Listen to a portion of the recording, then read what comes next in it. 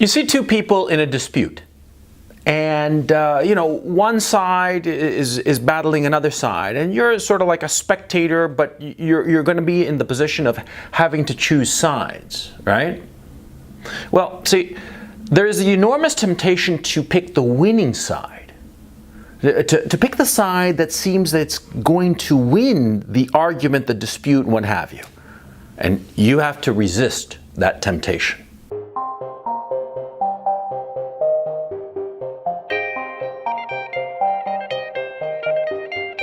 See, lots of times you're going to be caught between two opposing forces, and they both have arguments on their side. It could be something trivial or something very, very important.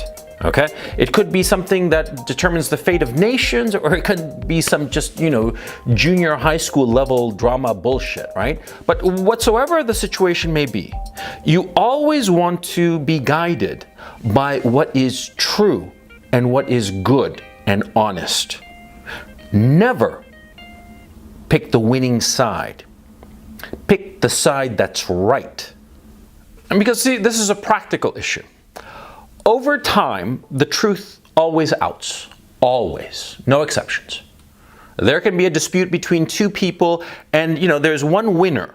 But it will turn out later that that winner was the dishonest person, the dishonest party in the dispute.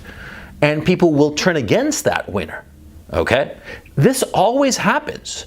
It always comes out. The truth always outs. And sometimes it takes quite a bit of time. But eventually it will. Okay, so from a purely pragmatic point of view, you don't want to be picking the side that you think is going to win in the dispute. You want to pick the side that's true, that's good, that's honest. Because in the long term, that side will win. It might take a long time, but that side will win, or more correctly, the quote-unquote winning side, the side that was dishonest in the dispute, well, that side will eventually collapse, and you don't want to be anywhere near them, right? Right, but it's not merely pure pragmatism. There's more to it. There's your peace of mind and the tranquility of your conscience. Because, see, when you pick the winning side as opposed to the side that is right, the side that is true, your conscience is always going to be nibbling at you. You're always going to feel it. You're always going to know that you were dishonest, that you picked one side over the other, not because that side was true and good, but because you wanted to improve your position. Because ultimately, that's what you're doing. When you pick the winning side over the side that's true, you're calculating that your position will be better in the long run. And it might be true. It might be true that the winning side, which is dishonest in this case, it might be that the winning side will help you in the future, will give you prizes and rewards for your loyalty during the period of that dispute. Right? The winning side that was not true, the winning side that was in the wrong, well, you supported that winning side and they give you rewards and trinkets and positions and money and what have you. And sure, you feel happy, but your conscience is always going to be at your heels, nibbling at you. And you're going to feel it. And something else is going to happen too. See, if you support one side over the other strictly on the basis of who you think is going to win, other people will realize it, and they won't trust you. They won't trust you, and they won't believe in you. And even the person who wins, who was dishonest, will recognize that you picked them because you calculated that they were going to be on the winning side, and he'll always have your number. He will always know who you really are, and he'll bully you and kick you around because he can, because he will recognize that you will always side with the stronger side. You will always side with the bully, the guy who can beat up everybody else. You won't side with the truth, and he'll recognize it, everyone will recognize it, and that will mark you. I went to 13 schools in 11 years of schooling. My parents moved around a lot because of my dad's job. But see, in all those schools that I went to, I always saw the same thing. That the bully would win the fight, the argument, what have you. And the people who sided with the bully, yeah, they were on the winning side, but everybody else just turned on them and didn't really like them and didn't really trust them.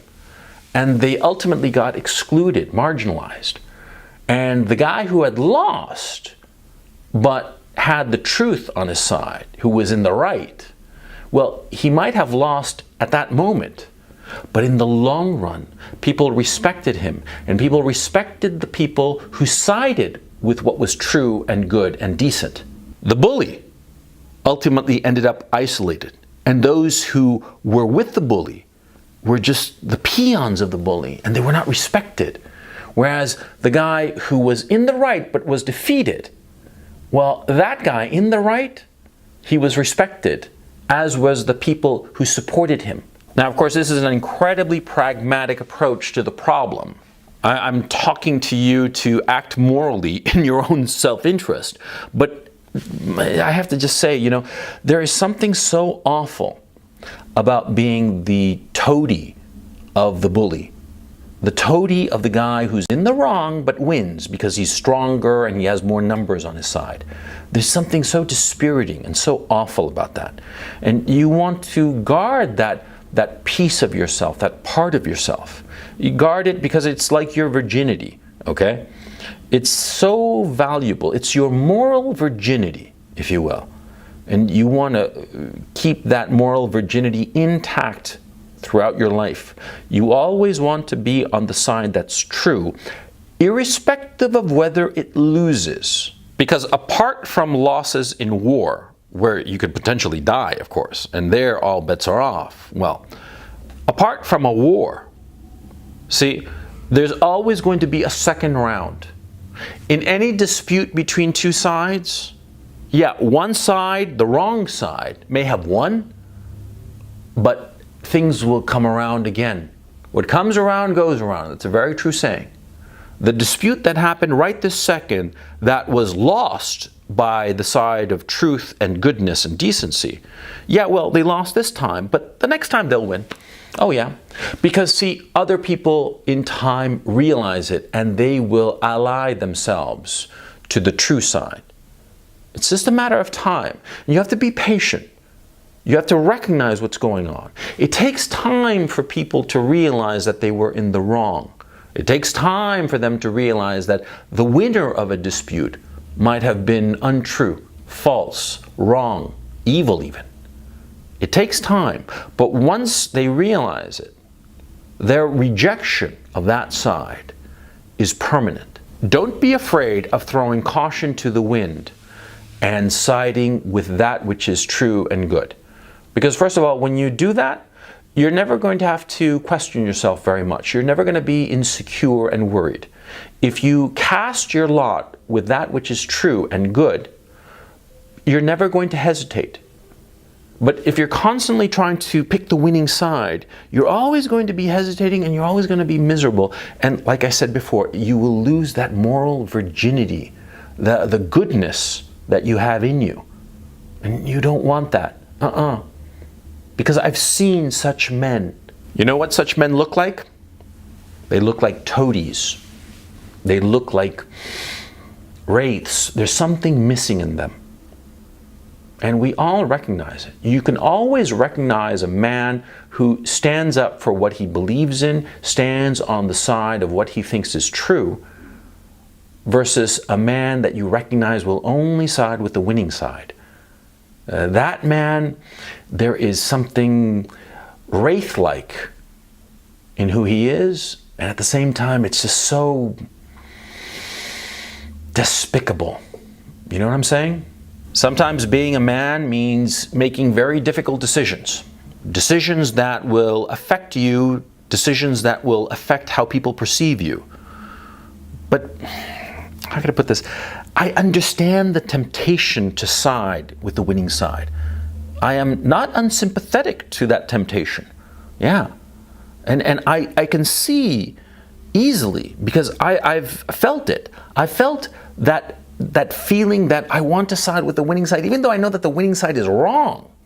I want to side with them because I want to belong with the winning side, with the winning crowd. Resist that temptation. Resist it. Be cool look at the situation with equanimity, and pick the side that is true and good and honest. Not the side of lies. Look at the truth of the situation and pick that side. I'm telling you this, like I always say, I know this shit not because I'm smarter, but because I've been around longer.